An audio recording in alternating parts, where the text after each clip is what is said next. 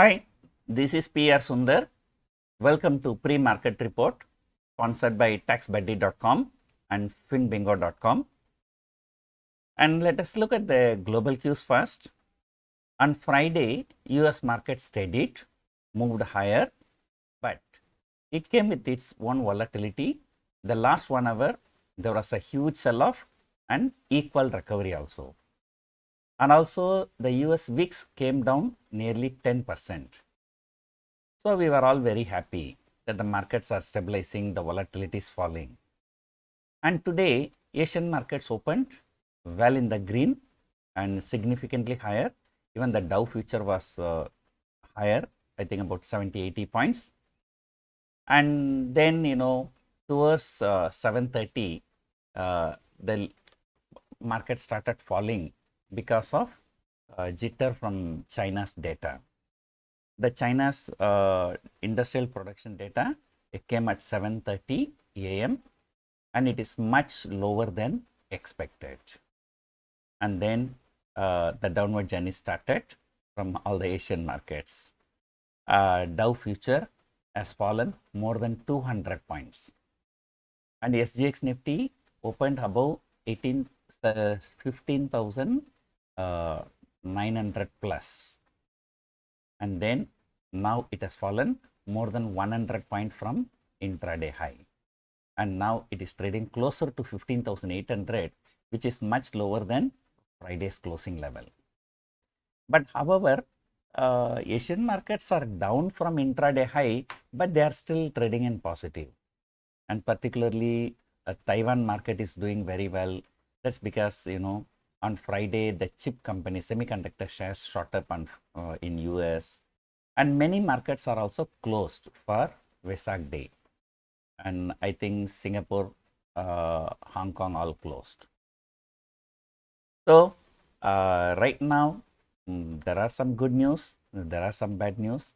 So if you want me to list out some good news, number one, though markets are too volatile, the US VIX came down by about 10%, and US market stabilized on Friday, and FIAs, after heavily shorting almost every day in index futures, they unwound more than 25,000 contracts of short positions on Friday, and they added some long position also, and now their long short has improved slightly from 22% long position. Now their long position has come to 24%, just a small improvement of 2%.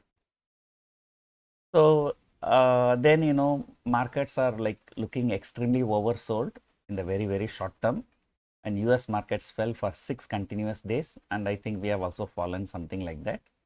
And in the last 2 weeks, 10 trading session, Nifty has fallen from 17,400 to 15,700. That's a huge fall. So, markets, cannot continue to fall like this. There may be some technical bounce in between. But we don't know what happened on Friday morning. Was the technical bounce, or one more technical bounce is due? So these are all some positive points.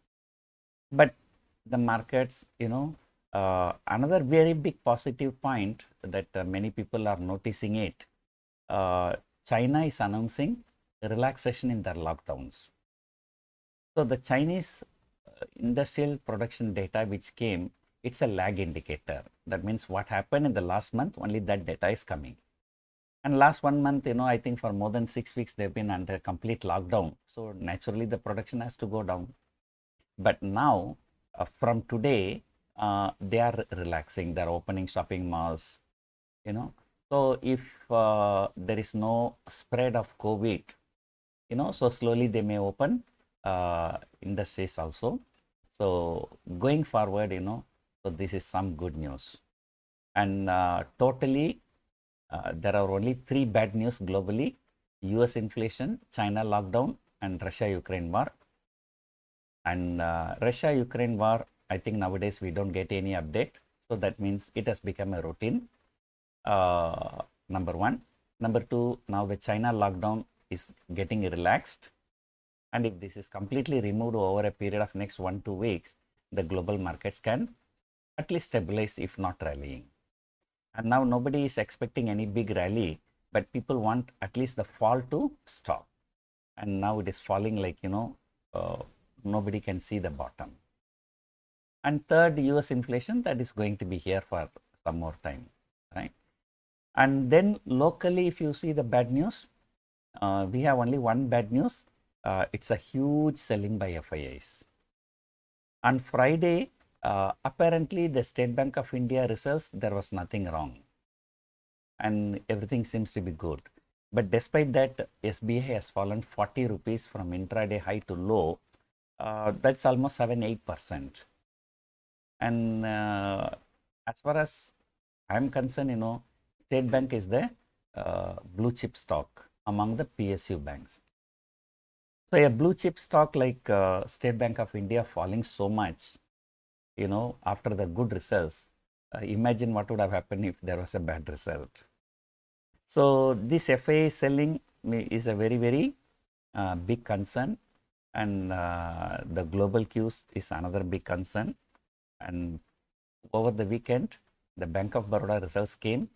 So we don't know how that is going to react and how that is going to have an impact in other PSU banks and other banking stocks. And so right now, the markets, I can say, if I have to explain the state of market in just one word, it's just fragile.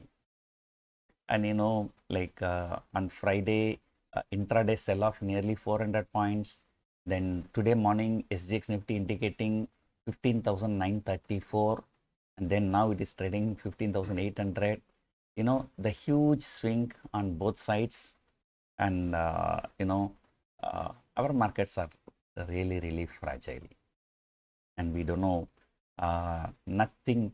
The people talk about mean reversion, like expecting mean reversion. Some people challenged that Nifty will retrace to 16,800 by this month. Now even the people who challenged, now they are going back by their words. So things are, when the markets are very, very fragile, no technicals work, no fundamentals work. And technicals, people say mean reversion or technical bounce, nothing is happening. And fundamentals, State Bank of India, despite such a good results, the markets are like falling like 7%, 8%. And I remember seeing State Bank of India around 550 about few months before. Now it has broken 450. So that's more than 20% fall. So slowly, though index is not getting into bear territory, individual stocks are slowly going into bear territory, and many individual stocks are falling more than 20% from recent highs. And sometimes the way they are falling, that is a more big concern. And Reliance Industries has fallen more than 400 rupees just in a matter of 2-3 days after the results. So of course, that was the results reaction. And if you are looking at stock specific, there is no stock specific news. And whenever I open channels, I only get news about only two companies. One is Adani, other one is Reliance. So Reliance acquiring this, Adani acquiring this, Adani acquiring ACC, so Ambuja Cements merger, So the news is full of only two people in India, Mukesh Ambani and Adani and Ambani, so nothing else. So beyond that, the overall market, mid caps, small caps, they're all bleeding, and even the large caps, there's a huge problem, and most of the stocks. So right now, as I told you, the markets are fragile, and if the market breaks the swing low of 15,671, so I'm planning to book the losses on my long positions. And now, of course, I do have some short positions also.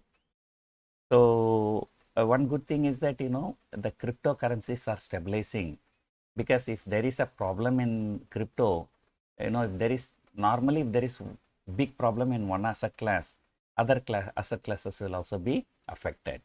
So in that sense, some stabilization in crypto is good. So let us hope, stock markets are also stabilizing and people have some kind of sanity. China industrial production data is back, it's bound to be there because their like productions were completely stopped for the last 5-6 weeks. So let us see today. The support will be around 15,700 and resistance, no need to talk. And I don't think that 16,000 is going to be taken out the way FIAs are selling. And as I told you, if in just 2 weeks, FIAs have already sold more than 30,000 crores. So if things go like this, and I'm sure this month will be the highest selling month for FIAs. So let us hope this is a capitulation period, and after the capitulation period, market stabilizes for a few months, and then after that, market's rally will resume. So that's a long-term outlook, and short-term, short-term it's all about shorting and short covering. So one good thing is that sometimes big rallies come when the markets open flat and not with a huge gap up or huge gap down. And now today the markets are opening almost flat only, but the concern is that from huge gap up to flatten, that's because of the global cues. That is not going to change. So let us hope for best. Hope you enjoyed watching this video. Thank you for watching.